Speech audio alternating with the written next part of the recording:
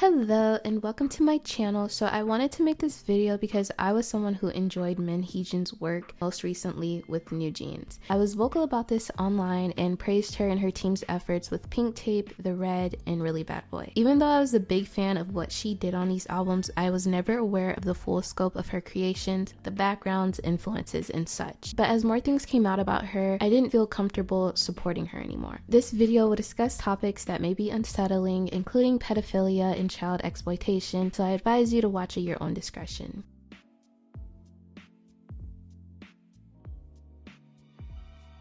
As usual, you had people defending it, bringing up other young idols who debuted around the same age, but like I constantly say, it was an issue then and it's an issue now. Several of you think you're having the gotcha moment of the year by asking, where were y'all when Yuri, Taemin, and others debuted? First, it irritates me when some of you constantly bring up said idols as if they don't actively speak out about how debuting so young affected them. Second, be a little smarter for me. Do you seriously think no one on the internet mentioned their ages when they debuted? Do you seriously believe some of us were aware of K-pop in 2007. Some of you just got into K-pop 2 years ago and are saying this. You weren't there. I don't think people as young as 14 and 15 should be debuting in this industry if those in charge of said groups aren't careful with how they handle them, which includes styling, concepts, lyrics, and such. I also believe companies should be mindful of what they put their artists through, such as performing for the military. This also proves that there's something to be said about the industry benefiting from parasocial relationships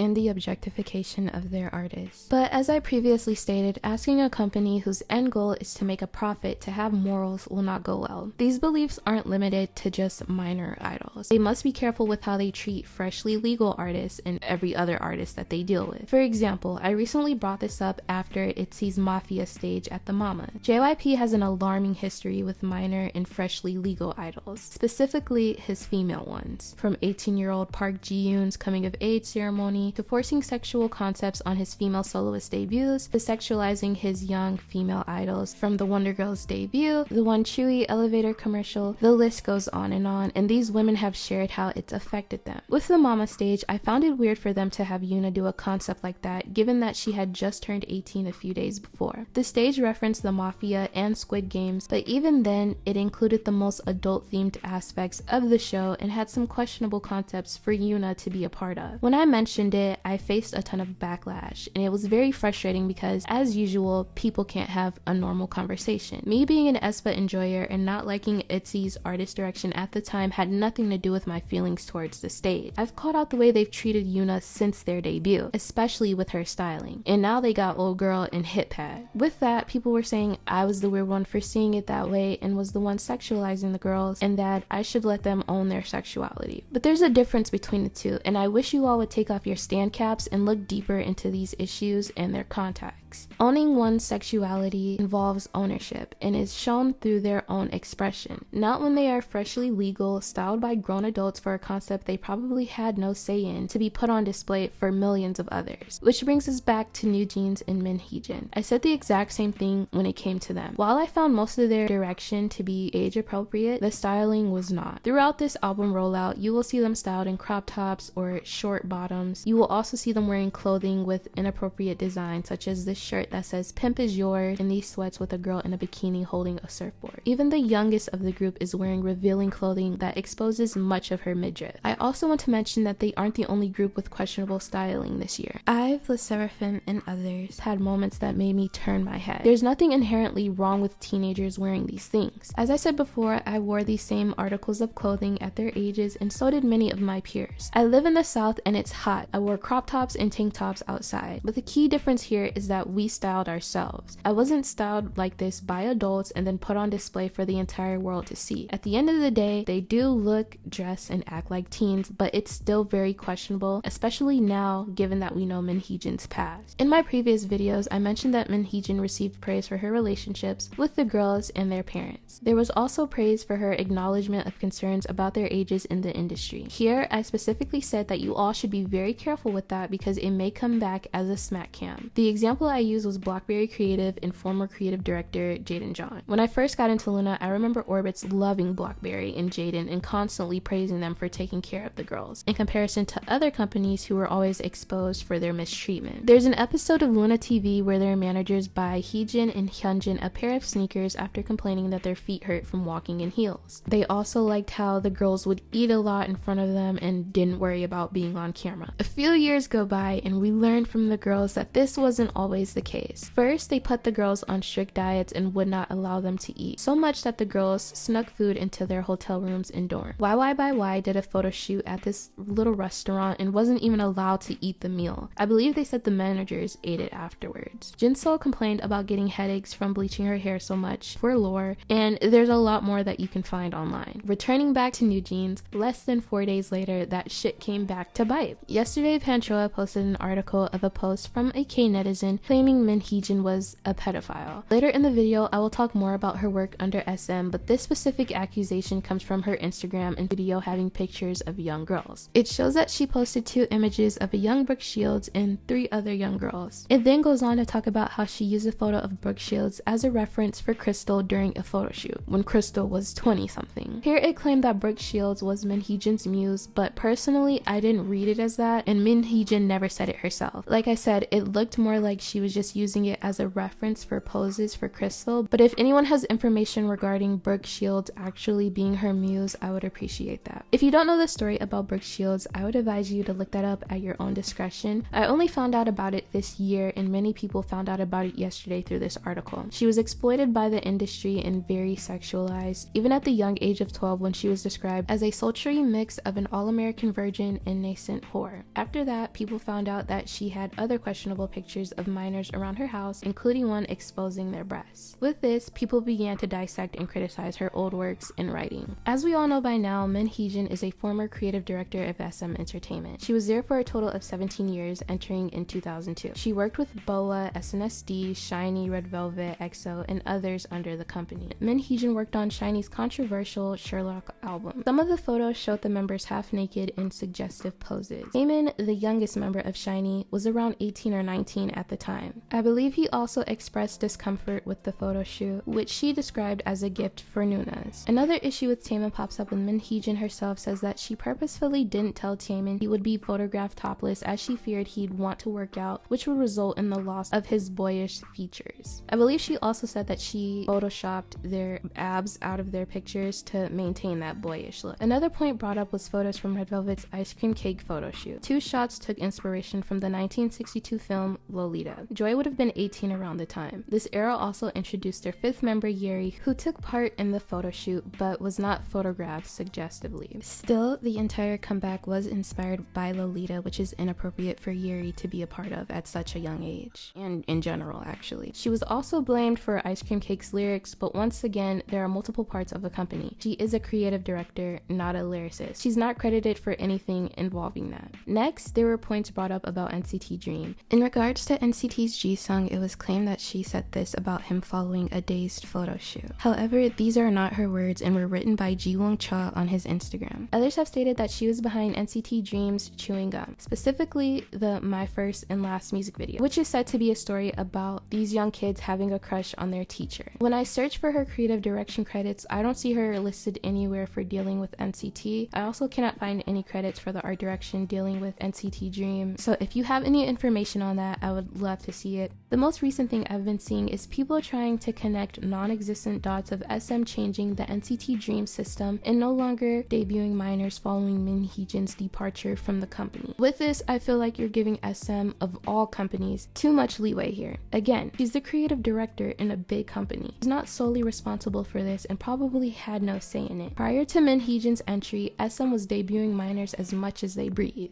BoA at 13, the SES members at 16 and 17, Milk, Sugar, Shinhwa, and HOT had a few minors in the lineup as well. They announced aespa's upcoming debut just 3 days after Ningning turned 18, so that entire argument is void to me. Finally, with newjeans, she was asked to talk about the members. In the interview, she says, "Our youngest member is cool and sophisticated. She came to my home one day and we ate together, went to the bookstore, and walked around the neighborhood talking about this and that. There was a passing awkwardness, but after a while, it felt like I was house, taking a walk with a friend. She's got so many talents and amazing skills. She's young but thoughtful with that innocence that they have at that age. I still remember bathing in her refreshing energy, and the sublime weather only added to the effect. The member Danielle is also styled to resemble Natalie Portman's character in Leon the Professional. She portrayed a Lolita-like figure and was heavily sexualized as a preteen. The film is based on the director's own relationship with an underage girl. Natalie has expressed how the film made her feel unsafe and spoke out against her sexualization, which I would encourage you to read. So that was pretty much all of Twitter yesterday night. But as usual, we can never have a real discussion about these genuine concerns. They always boil down to fan wars because a lot of K-pop stans are not equipped to talk about such things. A lot of fans in this discussion are very young and take these criticisms as hate. As we reach the end of this video, I can conclude with saying that Min Heejin has an odd obsession with youth and innocence, and she expresses a lot of that through problematic and predatory imagery. Through her interviews and a significant portion of her work, we see how often she emphasizes the innocence and the youth of young people through these coming of age and Lolita concepts. What I would say is that she needs to no longer work with children. She has a long history of sexualizing them, and the way that she talks about them is not okay. It's very unfortunate that newjeans and other idols have been exposed to this in the past and now. It's something that happened for decades and will continue to happen unless some form of structural and cultural change happens. But yeah, that's all I think I had to say about this topic. She's a weirdo. Thanks for watching.